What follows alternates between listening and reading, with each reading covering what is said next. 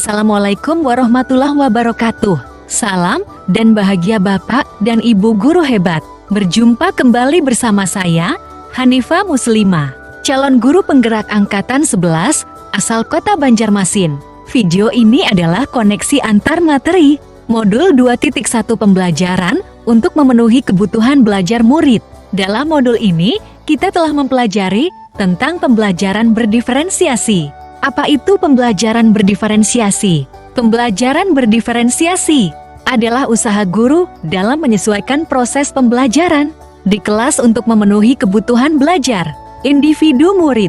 Artinya, pembelajaran berdiferensiasi adalah pembelajaran untuk mendukung semua murid di kelas kita. Dalam melakukan proses pembelajaran di kelas, kita pasti mempunyai tantangan. Sebagai contoh, setiap murid punya karakter dan gaya belajar yang berbeda-beda. Ada yang daya tangkapnya cepat, ada yang lambat. Ada yang hobi di lapangan atau praktik langsung. Ada yang hanya hobi mendengarkan. Tantangan yang dihadapi seperti ini hendaknya menjadi motivasi untuk merancang berbagai model-model pembelajaran. Sebagai guru, kita hendaknya berusaha memahami bahwa sesungguhnya murid memiliki berbagai keberagaman dan keunikan masing-masing. Lalu bagaimana ya caranya untuk dapat melakukan pembelajaran berdiferensiasi di kelas? Agar dapat melakukan pembelajaran berdiferensiasi, guru harus memahami tujuan pembelajaran terlebih dahulu, lalu mengetahui dan merespon kebutuhan murid, kemudian menciptakan lingkungan belajar yang mengundang murid untuk belajar, melakukan manajemen kelas yang efektif, kemudian melakukan penilaian berkelanjutan. Berkaitan dengan kebutuhan belajar murid, guru harus memahami 3 aspek berikut ini. Yang pertama, kesiapan belajar murid atau readiness. Kesiapan belajar mengharuskan guru untuk menilai pengetahuan awal dan menentukan apa yang telah murid ketahui dan di mana murid berada. Yang kedua, minat murid. Minat setiap anak pasti berbeda-beda. Minat adalah salah satu motivator penting bagi murid untuk terlibat aktif dalam proses pembelajaran. Dan yang ketiga adalah profil belajar murid. Profil belajar murid berkaitan dengan lingkungan, budaya, gaya belajar, dan kecerdasan majemuk yang berbeda antara satu anak dengan yang lainnya. Kebutuhan belajar murid dapat diidentifikasi berdasarkan cara-cara berikut ini: mengamati perilaku murid, mengidentifikasi pengetahuan awal, mereview dan melakukan refleksi terhadap praktik pengajaran, berbicara dengan guru murid sebelumnya, membaca rapot murid di kelas sebelumnya, atau bisa juga menggunakan penilaian formatif dan asesmen awal.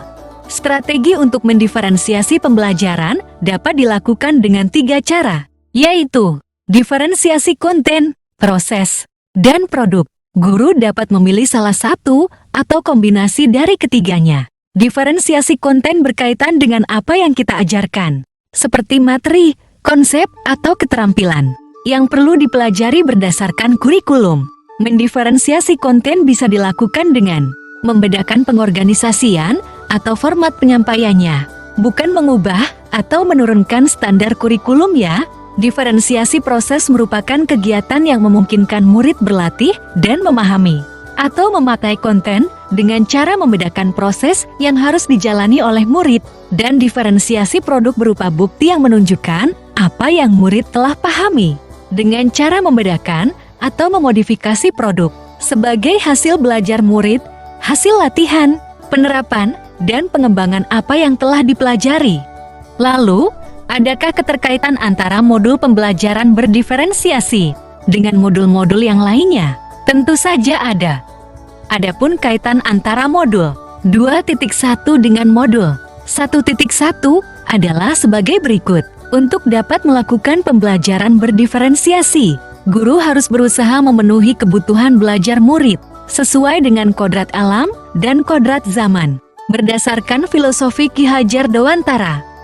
Adapun kaitan antara modul 2.1 dengan modul 1.2 adalah dalam melakukan pembelajaran berdiferensiasi, seorang guru penggerak harus berpihak pada murid, reflektif, mandiri, kolaboratif, dan inovatif untuk menciptakan pembelajaran-pembelajaran berdiferensiasi yang memenuhi kebutuhan murid. Dengan demikian, Seorang guru penggerak dapat mewujudkan kepemimpinan murid dengan menuntun murid merdeka belajar. Hal ini sesuai dengan nilai dan peran guru penggerak.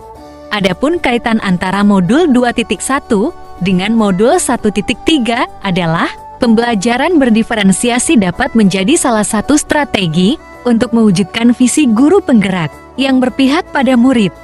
Adapun kaitan antara modul 2.1 dengan modul 1.4 adalah dalam pembelajaran berdiferensiasi antara guru dan murid harus ada kesepakatan kelas terlebih dahulu agar proses pembelajaran dapat berjalan dengan baik sesuai dengan nilai-nilai budaya positif.